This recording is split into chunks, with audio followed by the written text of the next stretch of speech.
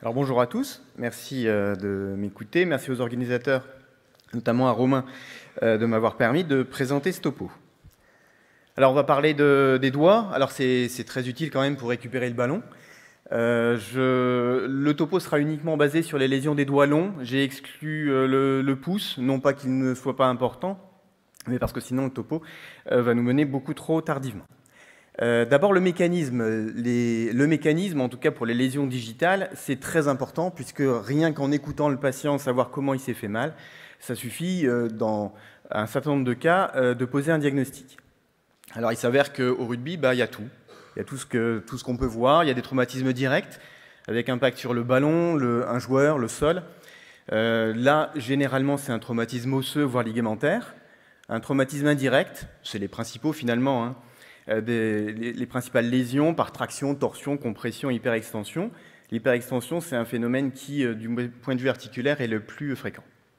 Là, on aura plutôt des traumatismes ligamentaires et ou tendineux.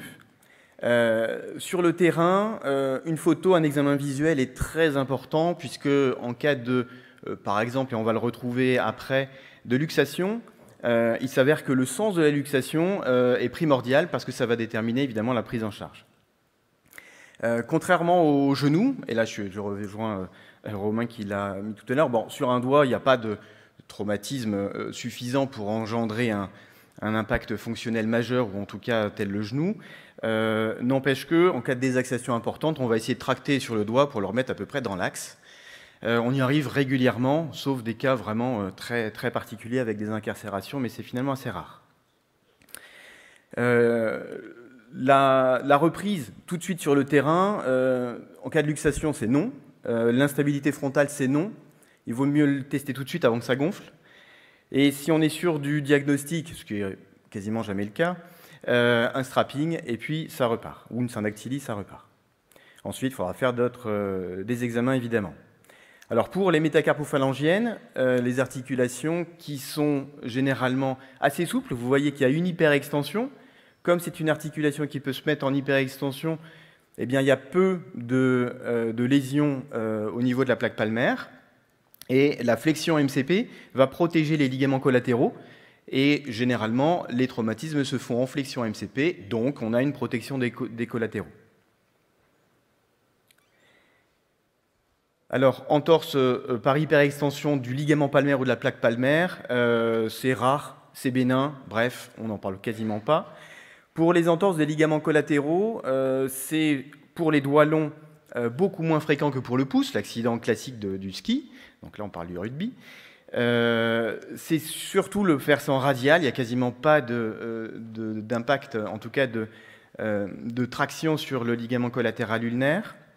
Il faut le tester plus particulièrement à distance. Et c'est finalement par l'extrémité du doigt. On ballotte un petit peu le doigt par son extrémité, par l'extrémité de P3, hein, en prenant le long de l'ongle, qu'on trouve une instabilité et surtout une sensation d'aspect désagréable par le patient, puisque les articulations sont assez difficilement testables. Les articulations condyliennes qui sont de base un peu laxes dans le plan frontal. Ici, une luxation palmaire de la MCP d'un doigt long, un vrai accident de ballon. Le ballon a impacté directement l'index. Une hyperextension, une incarcération, puisque c'est une luxation irréductible de la tête de M2. Alors vous voyez la radio hein, qui voit une discrète subluxation, c'est surtout l'impossibilité de fléchir la MCP. Vous voyez que la base, en tout cas la tête du métacarpien, est bien enchâssée dans un certain nombre de structures. On a les structures de la gaine des fléchisseurs, notamment A1 et A0, comme vous pouvez le voir sur cet élément ici. Ici, une vue anatomique, et puis là, la vue péropératoire, puisque, évidemment, irréductible égale réduction sanglante. Ce qu'on peut voir ici, c'est les interosseux palmaires, notamment le premier interosseux palmaire, et donc un faisceau de l'adducteur pour son insertion métacarpienne sur M2, et puis ici, des éléments ligamentaires qui vont être dégagés par un crochet pour retrouver ici une extension possible et surtout une flexion avec on récline évidemment l'appareil fléchisseur et on le repositionne sur la dernière vue. Pour les IPP, beaucoup plus fréquent, c'est quasiment 80%, voire même 90% des lésions ligamentaires au niveau des doigts du sportif, en tout cas du rugbyman. C'est souvent bénin, la mobilisation doit être immédiate, il ne faut pas aller à l'immobilisation du tout. Pourquoi c'est très fréquent? Parce qu'il n'y a pas d'hyperextension IPP. Dès qu'on met un petit peu en hyperextension, eh bien on va tracter sur le ligament palmaire. L'entorse des ligaments collatéraux, ça peut être associé ou pas à des lésions de la plaque palmaire. Le diagnostic est assez facile cliniquement, puisqu'il n'y a pas de laxité dans le plan frontal pour cette articulation trocléenne au niveau IPP. Et donc, en fait, on peut le tester. Si ça baille, c'est cassé. Enfin, le ligament est rompu. Si ça baille pas, c'est bon. Ce n'est qu'une entorse du ligament palmaire. Donc, il faut le tester assez rapidement, puisque la sanction est principalement chirurgicale, surtout sur le plan radial. Donc classiquement, ici, un petit peu à distance, un annulaire un petit peu augmenté de volume, suite à une entorse du ligament palmaire, pas d'immobilisation. Si vous le testez rapidement ou même à distance, il ne faut surtout pas immobiliser. Donc là, vous pouvez oublier toutes les attelles, grenouilles, tout ce que vous voulez. Il faut simplement tester les collatéraux. Et si les collatéraux sont bons, on rassure le patient. Évidemment, il faut tester également les tendons, mais on va y revenir.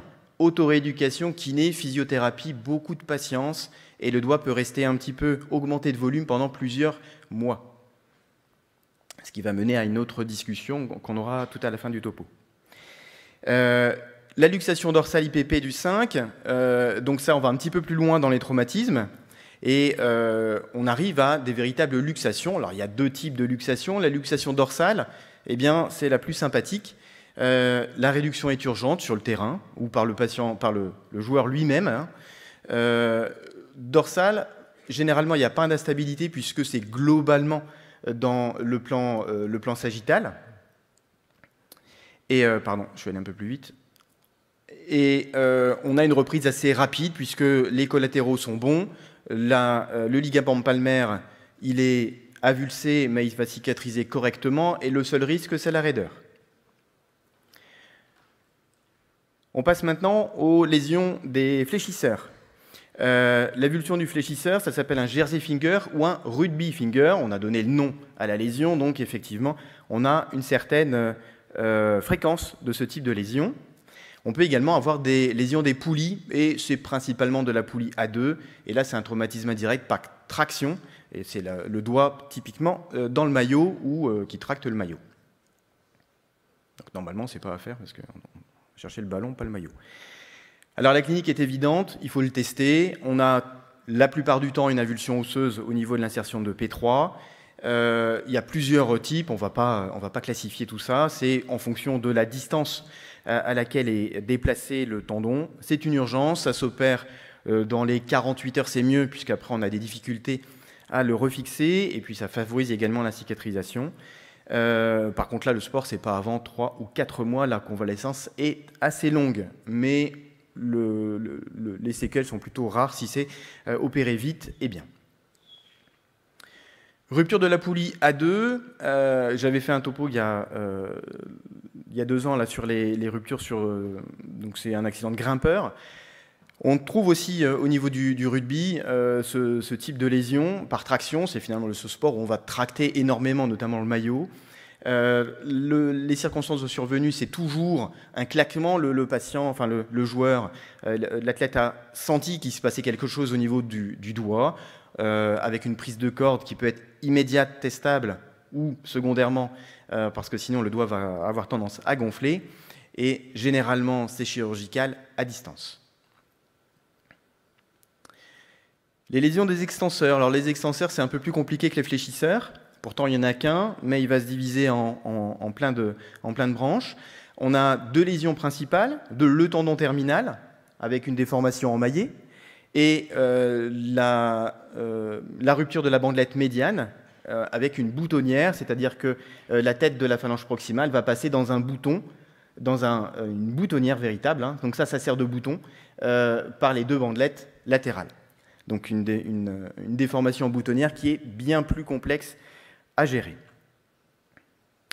Pour ce qui est de l'avulsion distale, avec ou sans fragment osseux, évidemment là vous voyez très bien qu'il y a une avulsion osseuse, le traitement est évidemment chirurgical, de bonne qualité, un traitement fiable, et ça se fait en urgence ou en urgence différée, de façon assez facile. Du matériel est implanté lorsque il y a des fragments osseux. La boutonnière fermée, ça c'est un accident qui arrive très régulièrement, donc c'est la rupture de la bandelette médiane. Il y a deux cas cliniques, soit c'est enraidi, soit c'est souple. On va commencer, si c'est enraidi, il faut assouplir, ça vous aviez deviné, donc autorééducation, kiné, et puis une orthèse dynamique, c'est ce qu'on appelle l'orthèse de Kapner. Ça marche relativement bien, il ne faut pas hésiter à dire aux patients, voilà, c'est une orthèse qu'il va falloir changer puisqu'elle va s'user, elle va se tordre, elle va avoir moins d'impact. C'est une orthèse qu'on met entre 4 et 6 semaines, donc il faut qu'elle soit de bonne qualité durant tout ce délai. Et c'est assez fréquent qu'il faille proposer 2-3 attelles. Si c'est souple, j'ai un collègue qui est parti en retraite qui disait « Je remercie mon patron de m'avoir interdit de les opérer ». Les résultats sont médiocres, mieux vaut une boutonnière souple avec une bonne flexion qu'un doigt enraidi douloureux. Donc ça ne s'opère pas, il faut simplement assouplir le doigt. Les boutonnières post-luxation palmaire IPP, alors là on est ennuyé parce qu'on a une luxation, comme vous avez vu tout à l'heure. Par contre la luxation elle est du côté palmaire, donc ça c'est beaucoup plus embêtant puisque ça va rompre en fait la bandelette médiane. Et puisque ça passe au bloc opératoire, la réduction n'est pas toujours obtenue par manœuvre externe, alors on va réparer l'ensemble de l'appareil extenseur. On voit très bien une avulsion ici, une ouverture complète de l'appareil extenseur, sa réparation. Mieux vaut ne pas arthrodéser de façon temporaire avec une broche pour ne pas augmenter encore la raideur. Et avec ce type de réparation, mieux vaut avoir un doigt un peu en boutonnière mais souple qu'un doigt complètement enraidi avec une bonne rectitude de l'IPP qui est finalement moins utile. Alors, j'ai voulu quand même représenter ça. Ici, en palmaire, ça va. En dorsale, ouf. Donc les luxations IPP, si on a une notion de dans quel sens, évidemment, ça va dépendre, le pronostic va en dépendre. On termine le topo par des lésions annexes. Alors la bandelette sagittale, on le voit sur la vidéo, c'est l'extenseur du troisième rayon qui vient se luxer. On le voit, hop, il part dans la vallée intermétacarpienne du côté ulnaire. C'est toujours le côté radial qui se rompt. C'est l'accident également du boxeur, avec un impact directement sur la dossière et une réparation avec une bonne résolution et un retour aux activités sportives en 6 semaines environ. Je voulais mettre... puisque le rugby a augmenté le nombre de licenciés, et donc forcément on va toucher plus d'enfants. Là c'est l'os. C'est toujours l'os qui est atteint chez l'enfant quasiment, puisque le cartilage de croissance est plus fragile. Et vous voyez là différents éléments avec une vue qui m'a été confiée par Antoine Moreau, avec une petite avulsion osseuse. Ça c'est le ligament accessoire au niveau de la tête métacarpienne. Ce jeune patient n'a pas été opéré. Chez l'adulte, lésion osseuse, aucune particularité, traitement classique, je ne vais pas y revenir. Donc plutôt chirurgical pour les phalanges, moins pour les métacarpiens. Quand revenir à l'entraînement, quand c'est bénin et c'est que ligamentaire, c'est la plaque palmaire, reprise immédiate ou à J15 s'il y a une plaie. Lésion ligamentaire déstabilisatrice, évidemment ça dépend. Sans chirurgie, ça va beaucoup plus vite. Avec une laxité après chirurgie, on arrive entre 8 et 12 semaines, tout dépend du délai de prise en charge chirurgicale et évidemment des techniques et de la zone, en tout cas du doigt lésé. Lésion tendineuse, c'est long, 12 semaines minimum. Lésion osseuse, plutôt classique, aux alentours du 3e mois. Lésion chronique ou secondaire, ténosynovite chronique, c'est assez régulier. Le col de cygne qui suit un maillet, la raideur articulaire, le déficit de A2 avec une prise de corde lors de l'enroulement, tout ça, ce sont des lésions qu'on voit en consultation de façon secondaire. Les séquelles, une seule séquelle à retenir, c'est finalement les doigts globuleux. Alors on ne voit pas très bien ici, mais les IPP sont un petit peu globuleuses, à ne pas confondre avec une maladie de Dupuytren qui pourrait donner des coussinets dorsaux, et ça c'est un diagnostic très différent. Je vous remercie.